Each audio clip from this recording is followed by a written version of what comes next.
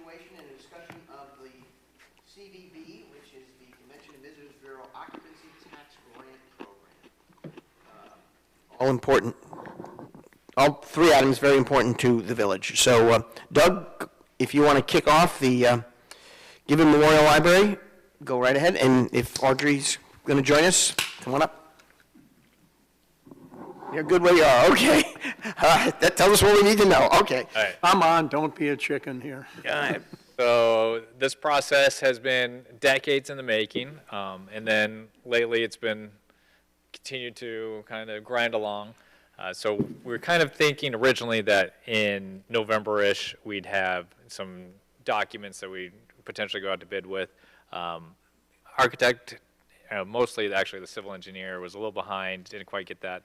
Then we were thinking, oh, we'll bid this out in January, but at that point we decided that we were going to have our TRC team review it first to avoid any future change orders in the future, and that's kind of what's happening with this process. So let me walk through this picture with you for a little bit.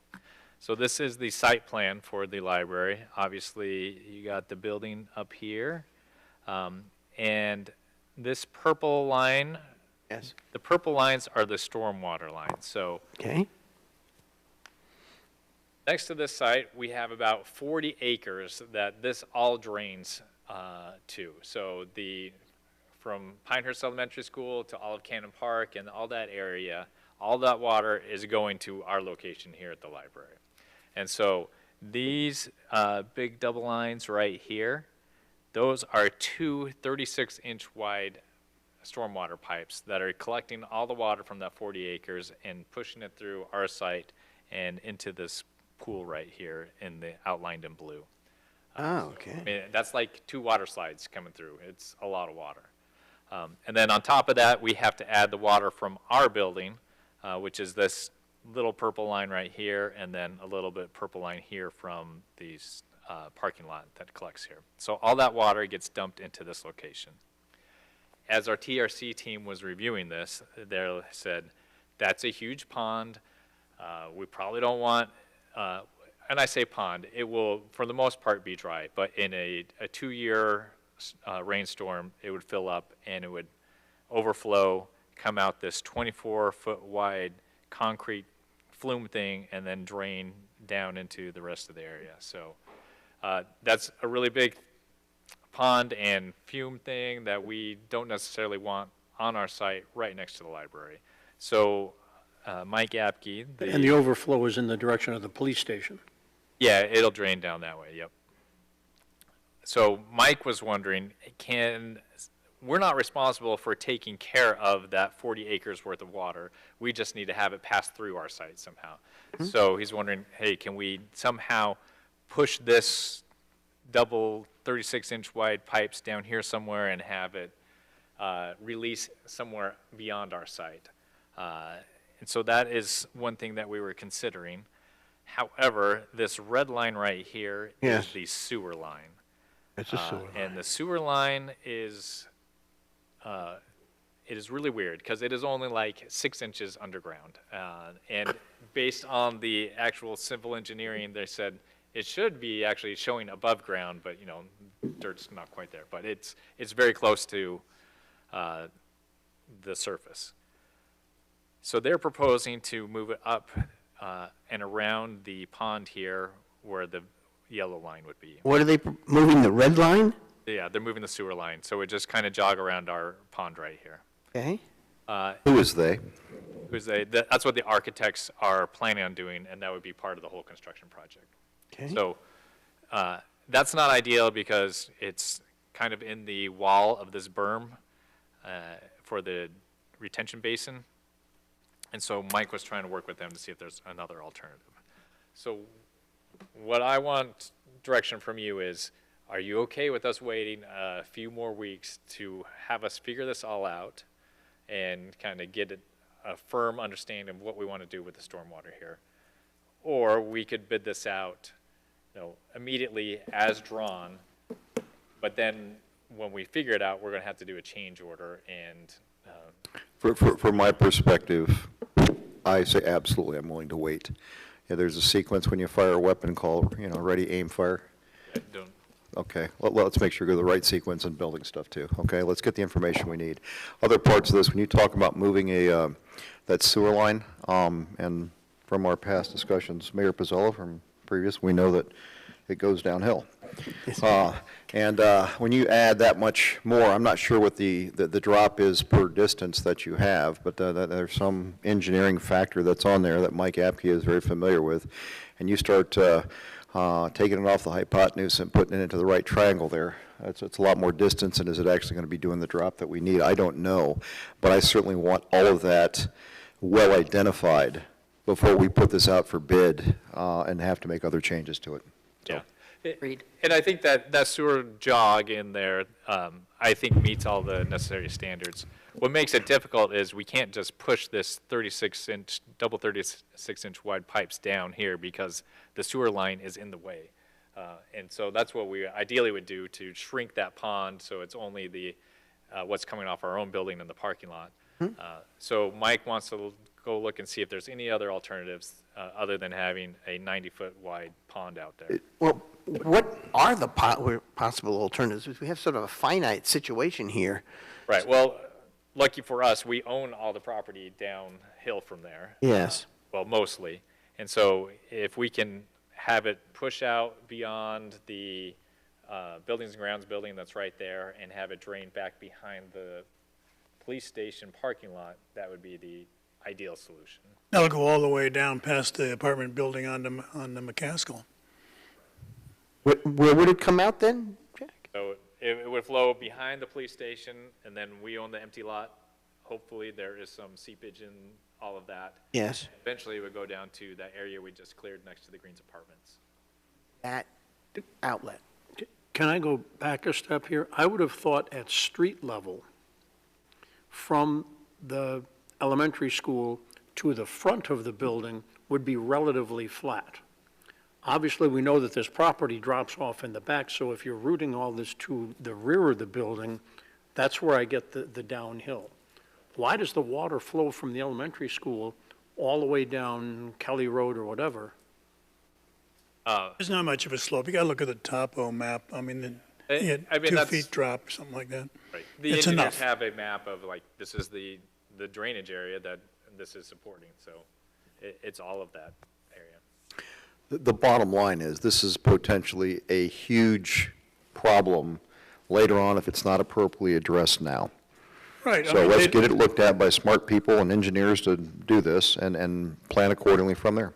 No, I agree. Exactly. If they went ahead with what we have now, then TRC essentially would go back to looking at the site plan once we're at that next stage, and it would just be that much more delay. So why not take the delay now and do it right? Yeah, I have no problem with taking the delay. I think that's the logical approach. I do have a question of the guesstimate here, that it's going to be a 25% increase. Is that 25% increase mean it's going to be that if we wait 6 weeks? Or if we Yeah, so- don't? What is it, where does it kick in, the 25%? Yeah, so typically, if you have a change order, they're going to lop off their overhead, Yes. and they're going to charge you 25% more for any work that they're adding on after it's already been bid. So the 25% would be off about the $6 million we've been kicking around. So that's 1.5 million, that's what I'm asking. No, it would be additional work associated with changes to the stormwater plan. So if what we're saying is like, okay, we're going to need extra pipe to push it down past the police station, and that's going to cost an extra $200,000. It would be 25% off of $200,000. Okay, so it's not for the building, it's for this particular module amongst the many modules making the project up. Thank you. Just to be clear, this might end up being the actual best solution. We might not be able to find a way to push all that water down to another location. And But- so, and then what are we're making a bet then that we'll be able to handle most rainstorms? Is that what it's?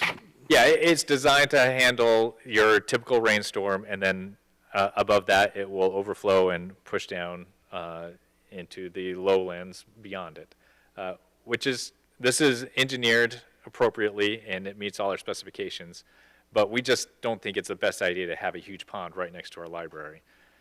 Yeah. Is there state or county requirements that get imposed on us for the decisions we're going to make here? Yeah, that's all built into what the TRC is looking at as Okay, far as TRC 's stormwater standards. TRC covers that, I get it. Yep. And I say it's a pond, it wouldn't always be a pond, it would only be a pond after rainstorm. I think, It let's dries call it a retention basin. Right. Yes. Oh, I think we had one of these in the discussion of the project at Pinehurst South. Everywhere. First of all, I agree with Jeff. For the sake of 4 to 6 weeks, I would rather have certainty, whatever the number is, rather than uncertainty, so that we know what the heck we're talking about. That's the right way to make decisions. You're talking about the size of the retention basin, and do we want one next to the library or not? But if we don't have a large one, I assume we need something. There will be some, yeah, some size of one.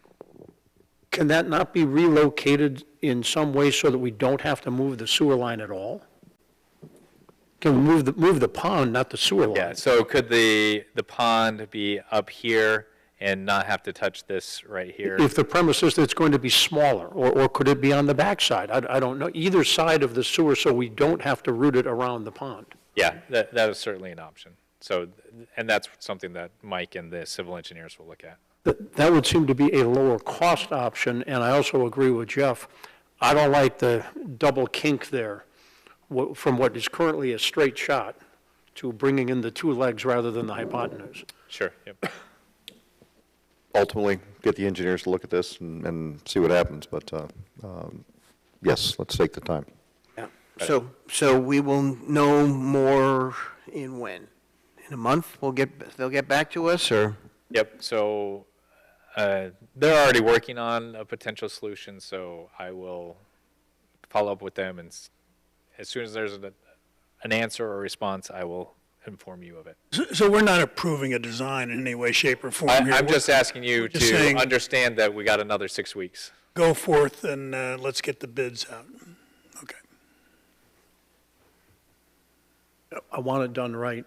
We don't need it done in 10 days, but 6 weeks seems like a lot of time. I don't know. It would seem it should be doable in less time, done correctly. Yeah. Yeah. I mean, you have to find the solution, and then they have to redraw everything. Right. Well, what's that expression, measure twice, cut once? Right. That's, But they're not drawing this by hand. Yeah. I also don't want to say, it'll be done in 4 weeks and it takes 6 weeks. Okay. I'd rather we'll exceed defer expectations. to them, making sure they take the appropriate amount of time to get us the best possible answer, so we'll know what we're dealing with. Is that okay with everybody? Yep. Is just about everything else in the bid document with this exception ready to go? Right. So the building plans are all done, and they were going to submit it to us this week, and we could issue a building permit before we even ever go out to bid. So we will, on the critical path, we do save a little bit of time there. Okay. Well, nothing more on this topic, I don't believe, unless someone has another question or comment. Okay, let us go on to item B, short-term rental monitoring and compliance update. Okay, I have a few slides that I prepared, and then I'm happy to answer any questions as we go through it. Okay. So as you know, we have purchased the Granicus software. Their actual name is Host Compliance, but Granicus is the company. So they track 60 STR listing platforms, and from that, we have an idea of how many people are advertising STRs here in our community. So when I ran this report about a week and a half ago, it was 510 that were actively advertised in the system. So previously, we had 236 STRs that received non-conforming use certificates. So as a reminder, if you were in existence before October 22, when we adopted the ordinance, you could apply for this non-conforming use certificate to say that, I was in existence and I should be able to continue to be in existence. So there's that many. Also, I've received a question from several of you that previously there were about 270 sites that got, properties that got an NCUC. So what's the difference between that 270 and this 236? So that 40-ish number are ones that received an NCUC but are not currently advertising. So for instance, some that are managed by Pinehurst Resort are not being advertised on some of those Airbnb or VRBO websites. So that's some of them. And then others might just be like, hey, we're using it right now, so we're not going to rent it. So that left 274 short-term rentals that did not have an NCUC. So we reviewed all 274 of those, and 138 of those were in operation before the STR ordinance was adopted. And I'll go through what that looks like in their system to show you how we figured that out. So that left 136 of these that began operation after the short-term rental ordinance was adopted. And we went through all 136 of those to see how many of them had exceeded over 14 rental nights within 12-month period. And so there were 18 of those.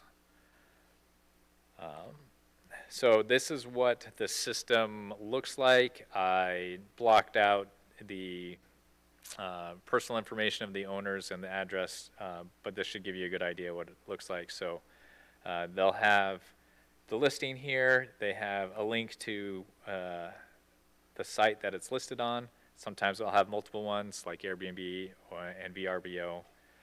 We got addresses. And then scrolling down the screen, it shows how they match this site with how they identify the property location. So they use AI and humans to like compare the pictures on Zillow or from Google Maps to make sure that they align, so they make sure that they're getting the correct address. Then down here, they'll have, again, listings to the site and some listing titles. Over here on the side is what's really important to us. It's the timeline of activity. So they have a documented stay in March 2025, and you can scroll down and see other documented stays. They have about one a month on this site. Does that indicate they paid the occupancy tax? Is that where that came from? Now they have ways to figure that out. Sometimes it's looking at reviews on the site. Sometimes it's looking at if taxes were paid, things like that. This is not saying that they paid taxes on that, though. The occupancy tax, I'm Yeah, talking yeah. about, yeah. So how far back, oh, you may have just answered. How Oh, far so back? so did this they- is like, if I were to continue scrolling down there, so this one goes back and it shows that they had a documented stay, 2 documented stays in October 2022, and it keeps going further down. So this one was in operation before October 2022. So this one was one that did not receive an NCUC, but was in operation. And it has information about minimum number of night stays, but also max sleeping capacity and number of bedrooms. So How does the number 2.5 jive with our ordinances? Maximum number of people. right, so our ordinance says 2 adults per bedroom. Okay. That's the number of people per bedroom, so I guess if you. That's had- probably the advertised capacity. Right, so this probably has, I don't know, well, it has 2 bedrooms and says that 5 people can stay there. Yeah. 2 per bedrooms and a pull-out couch. Yes, Right. exactly. So that one, I'd have to look at our ordinance to double check, but I All right, would probably consider that one's okay. Okay, yeah, I'm just, in generic, from a generic question standpoint, just be interesting to see if there's any of them that are out of sync with the rest of these ordinances we've passed. Yeah, so. Without being picky, because this is very good information. This is, Yep. I'm impressed with, so far, with what they're showing us. Go ahead. And then so I download all that information and put it into a spreadsheet, and then I can filter it and say, okay, take out all the ones that are NCUCs, okay, take out all the ones that were previously in operation, and then which ones do I have left, and then I can compare that to their report of documented stays. And that's how I got to, there were 18 that had more than the 14 days in the last 12 months. So on this page we're looking at that's a total of 18 there? No, this is just a random snapshot of what Oh, it okay, looks so like, random snapshot. Now, It just, I can download it, and it looks somewhat like this. It has a whole bunch of other columns, and I can use it. So it has like max sleeping capacity and the listing of the bedrooms, so I can figure out, make sure that they're two per, yes. I'm just doing the math as visually, and of course, what jumps out at you is maximum sleeping capacity, 24, but then you look at it, they've got 12 bedrooms, But I, right? Right. So And that- that one would give me a red flag, because how many places really have 12 bedrooms? I So- don't know, that's a So that one. jumped out at me. I should go look at that, just make sure that, I can click on the posting of that one and make sure everything looks copacetic. Yeah, So we know that, or how do we know that all of these are in non-compliant zones, residential only? So anything that does not have a non-conforming use certificate shows as non-compliant. that's their definition, not ours. so going back to the original numbers, they could be an STR that's perfectly appropriate to Right, because operate, there's- because they had for years before, Right. but they've never gotten NCUC. Right. Okay, so, Yeah, this is really just an example of what it looks like and what information we can gain from it. But there are some, I mean, there's one showing max sleeping capacity 8, number of bedrooms 9. Assuming they really had 9 bedrooms, I don't think they would say you can only sleep 8. One person per bed. could Yeah. be a pretty tiny bedroom, I mean, it's- So is there an address associated with them? Yeah, I just hid those Just not- columns. Okay. And there's plenty of other columns too. So it has links to all their Airbnb and VRBO postings, so. Yeah, generic question to you. Because of this differential between whether somebody's non-compliant versus they are actually compliant, but they don't have an NCUC, and this is really to you and to the council, would it be to our advantage from a tracking standpoint to give people that don't have NCUCs, but are legitimately renting out their dwelling because they've been doing it for 10 years, would it be helpful to us to have a few more of them come forward, if to give them an opening to get an NCUC, or does that not help you? Or from a monitoring standpoint, that's what I'm thinking about. So I'm trying to eliminate some of the math. Yeah, so I have identified which ones were in operation before, so honestly, it doesn't help me all that much to reopen NCUCs because I've already got it marked that they were in existence before. All right, moving on, all right. So these are the locations of all of them. So I had them do a heat map because in those condo areas, you have, 50 dots all in one spot. So you can see that the condos down by the mini circle at Diamond Head, and that's those ones. And then you have the condos next to the harness track and the other condos up by number 5. So those are definitely the hottest areas where we have the most STRs. And then there's kind of hot areas in Old Town, which makes sense because, they've been in existence for a long time. Another hot area is actually the condos, townhouses up in number 6. I forget what those ones are called, but. So You show one in Pine Wild, interesting. yeah, well, That's it interesting. snuck in somehow. Jack? What I have asked our GIS analyst to do, and he was out sick today, so he couldn't do it. But show me exactly which zoning districts these are in, so we can see which ones are in. That'd be great. That'd be great. This number's 553 versus 510, so just a different day, or? No, so this one included the extra 40 or so that had NCUCs. This is fascinating to look at it this way. So if, take Village Acres, each dot is representing one, Yes, yeah. okay. So that's the, if you, is there a legend here that says Village Acres X number?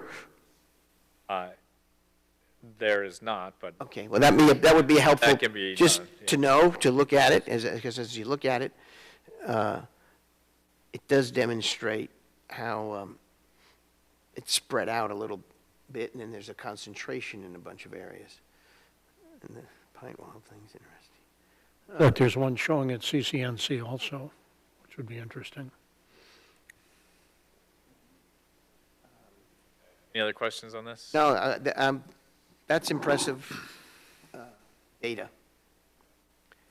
Okay, so our next steps, we have a draft informational letter. It was included in the packet for tonight. That will be sent to all STR operators, and we were just waiting to have this meeting before we sent that out. So we hope to inform everyone of what the rules are, remind them that they should be paying both a business personal property taxes on their belongings in the home and their occupancy taxes. And so that'll go out soon. Shortly thereafter, we will follow up with a letter to those who appear to be in violation of our ordinance. Right now, that appeared to be 18, plus there were 2 properties that we identified as having listed capacity above what our ordinance would allow. So those 20 will get a letter. And before we send that out, we'll run all the reports again, and the number might change a little bit. In your third dot, these properties will receive a notice alongside the 18 potential violators. So you have Yeah. the 18 plus these 2, so it's up to 20? Okay, I get it, okay. So can I ask you about the other number that you sent me? The system has identified another 550? Yes, so the system has identified 550 that have at one time in the Village of Pinehurst's history operated as an STR, but they are not currently advertised. So that could be a lot from last June when, lots of people advertised for only a 2-week period. But there are many more that were not currently advertised. That's like a total of, between the two, of over 1,000. Yeah. 1,000. In addition to the 510 active and currently advertised, there are another 550 that the system identified have, at some point in time, operated in the village. And your answer is that probably had to do with the spike during an open? I mean, that's certainly part of it. And some, maybe the property owners changed or whatever, and they're no longer interested in running it as an STR. Or maybe they are only going to open it up for certain months out of the year, and they live there in the off-season, and they rent it out in the summer. So do you have any sense for how far back into, years past we go? I'm trying to recall the oldest documented stay that I saw. It was at least 5 years.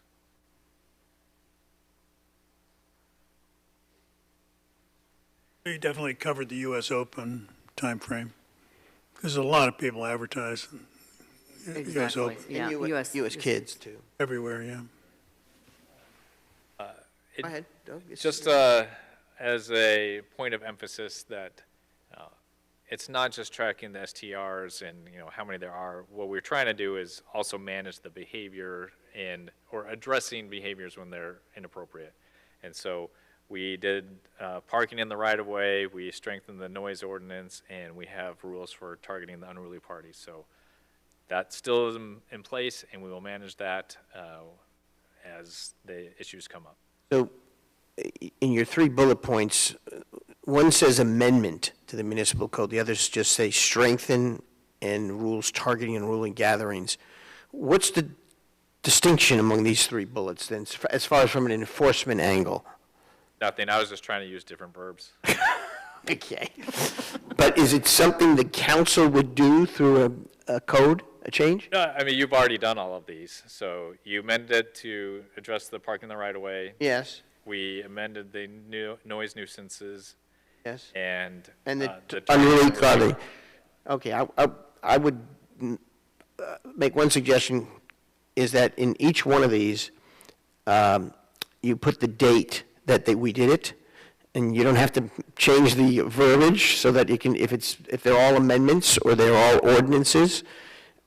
And the reason I'm saying that is because I like your presentation, your document. I think this is worthwhile presenting to the NAC with a little more answers to the questions we've raised, or more, or however else you want to sort data. But this is a key slide in a funny way. In addition to the hard data, this is something I've begun to mention to people of the things we have done that have helped modify behavior and have helped sort of have the noise level around the complaints subside a little, knowing full well that we do have some problems that we have to address. So anyway, that's my suggestion for the moment. And I would also mention on that slide that we that did some things on the lighting ordinance as well. Oh, yeah. Yeah. That's a good one.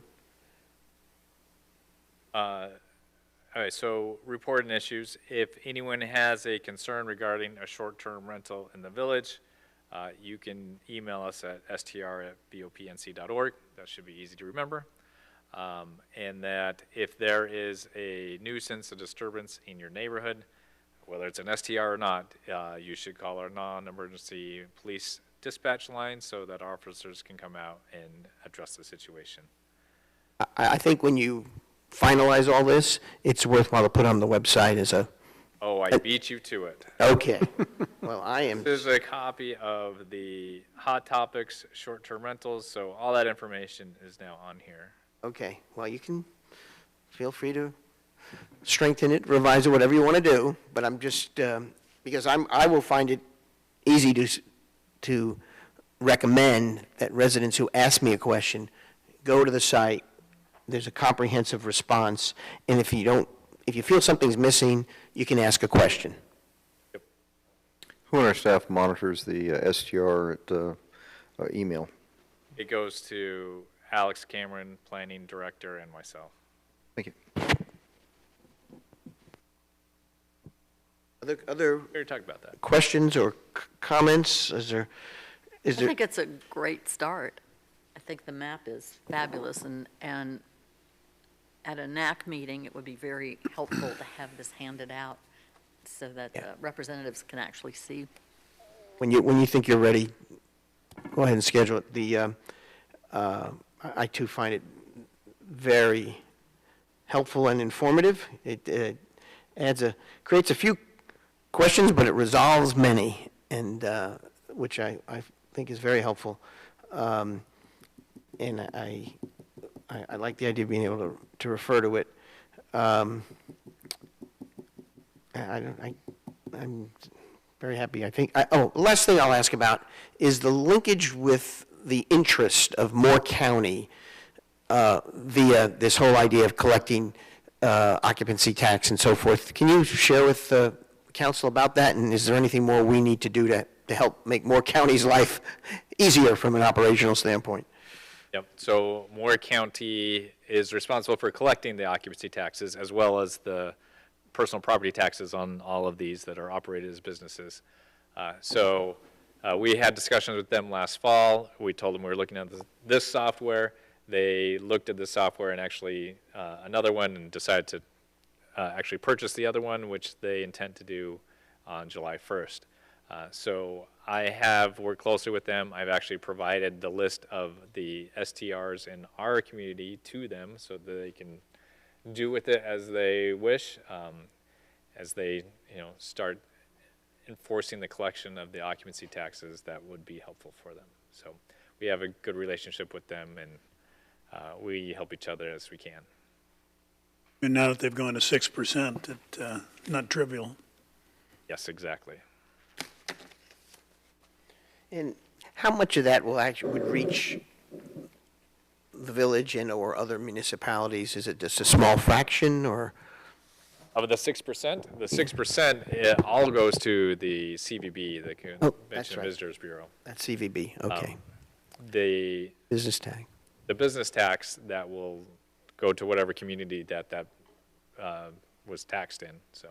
Okay, well, we can, That's not going to be a lot of money that actually ultimately comes back to us, but right. Okay, thanks. Other questions or comments from anybody here? No? Just on that one, I was with a friend to friend and also with the Arts Council. We talked about the CVP occupancy tax. You could apply for some of those funds to be using that, and so or various organizations can apply for those funds. I think we're going to, that's next on the agenda, if we're through with this topic. The CVB tax grant program, that may be what you were. Correct. Referring, yeah, okay. do you want to move right into that? Yes, let's do it. Well, as already was mentioned, it moved from 3% to 6%. And there's already discussion amongst a lot of municipalities in school districts and others about how Get some of that money. Jack. So, I put in a few options. So I listed what was funded last time. Oh, let's look at this, okay. We discussed at length applying for this money last time, and I don't remember if we actually submitted the application, but we didn't feel like we had a very strong application because the intent was to increase the number of people that spend a night here on a vacation or whatever. And we didn't feel like the projects we were considering necessarily did that. But then after looking at these projects, I think that maybe we should have applied because I don't think those necessarily do that other as well. What about our hockey rink? I mean, it's close to a skate park. Well, my understanding, it's things that are supposed to enhance tourism. And when I reread their grant criteria, it's like, okay, it's a little more broad. And I was thinking it had to meet all of these bullet points, but yeah, apparently if, one or two of them is met, that satisfied it. Anyway, open to a discussion on what we should consider asking for, and also should we talk to the CVB about, hey, we have this idea that we think you would be supportive of, make sure that that type of project is eligible in the grant program that you set up. Are there dollar value caps on this? They want a 50-50 match. They wanted a 50-50 match and a minimum of $50,000. Okay. I don't think they had a maximum, but they had a total of just over $1.something million, and they And- only spent $820. And this would be obviously for FY '26. Well, this is. Or is it it's sooner? Whatever grant program cycle that they come up with. Okay.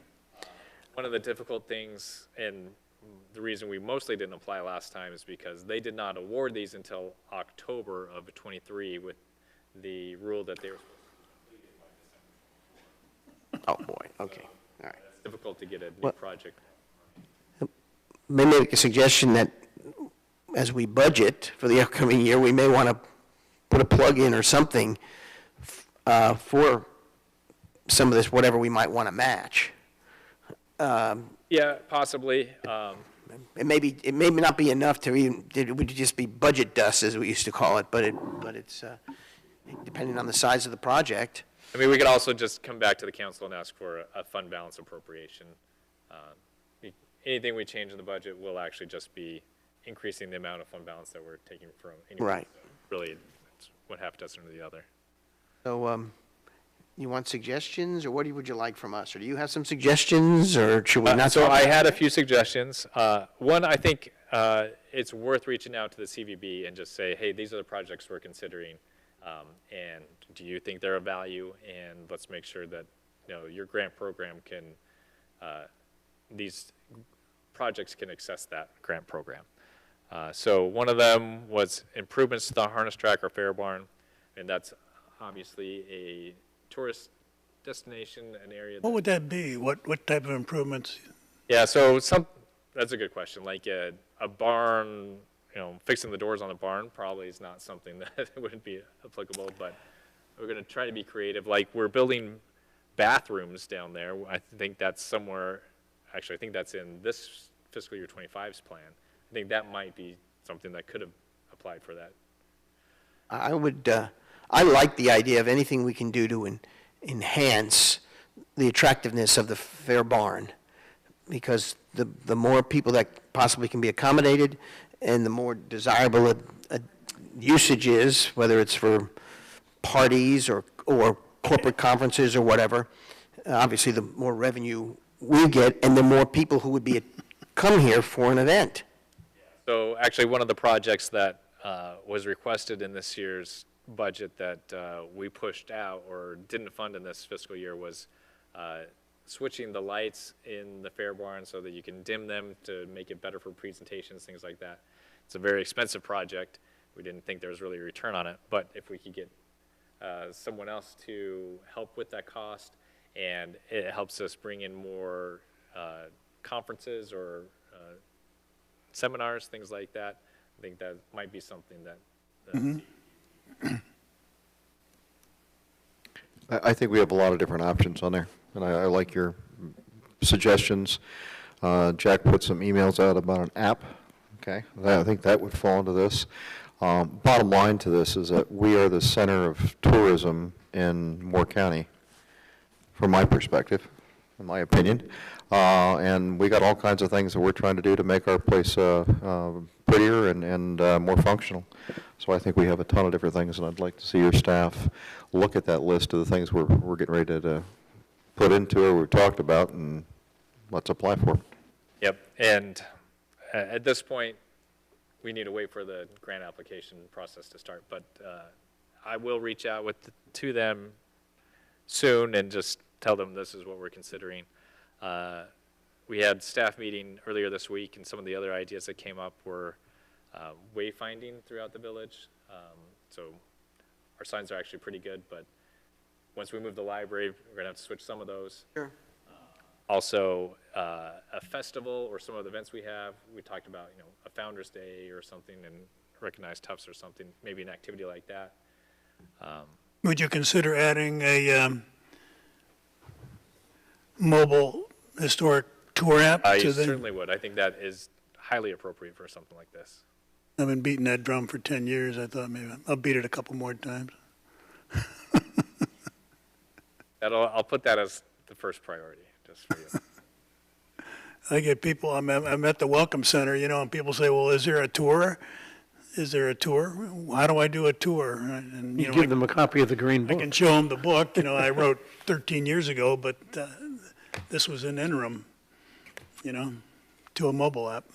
Do you envision that to be multilingual, so visitors are Yeah, it's from? easy enough. We just transpose it into a different language every single time. That's how it is in, at the Elvis Presley homestead in Memphis, Tennessee, having been there. Or Great Barrington, Massachusetts, which Oh, is that right? Okay. now we're competing ourselves against. I know. Might be a new, as we look at all our KPIs, we'll compare ourselves to Great Barrington, just for Jack.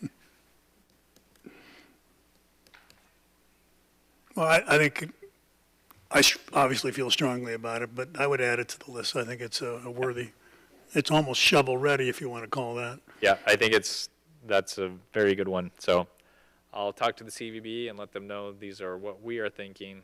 Yeah. Anxiously await their new grant program. Great.